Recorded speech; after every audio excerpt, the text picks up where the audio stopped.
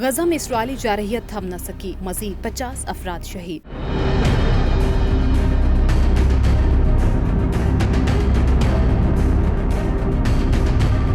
قطری نشریاتی ادارے الجزیرہ کے مطابق رہائشی عمارت پر اسرائیلی حملے کے بعد کم از کم 50 افراد شہید یا لاپتہ ہو گئے ہیں۔ بھاری مشینری کی کمی کے باعث ریسکیو آپریشن مکمل طور پر روک دیا گیا ہے۔ دوسری جانب فلسطینی وزیر صحت ماجد ابو رمضان نے کہا ہے کہ حالیہ دنوں میں غزہ میں بھوک کے باعث کم از کم 29 بچے اور بزرگ افراد جان کی بازی ہار چکے ہیں، جبکہ ہزاروں دیگر افراد کی جانوں کو شدید خطرات لاحق ہیں۔ یہ بیان ایک ایسے وقت میں سامنے آیا ہے جب اسرائیل کی جانب سے 11 ہفتوں کے محاصرے کے بعد غزہ میں پہلی بار کچھ امدادی ٹرک داخل ہونے کی اجازت دی گئی ہے۔ تاہم فلسطینی اور امدادی اداروں کے مطابق امداد کی یہ مقدار ضرورت سے بہت کم ہے۔ جب فلسطینی وزیر صحت سے اقوام متحدہ کے امدادی ادارے کے سربراہ کے اس بیان پر تبصرے کا کہا گیا جس میں کہا گیا تھا کہ اگر امداد نہ پہنچی تو 14,000 نومولود بچے جان کی بازی ہار سکتے ہیں، تو ماجد ابو رمضان نے کہا یہ تعداد حقیقت پر مبنی ہے، بلکہ شاید یہ اندازہ حقیقت سے کم ہی ہو۔ ماجد ابو رمضان نے مزید بتایا کہ غزہ کے 36 میں سے صرف 7 یا 8 ہسپتال ہی جزوی طور پر کام کر رہے ہیں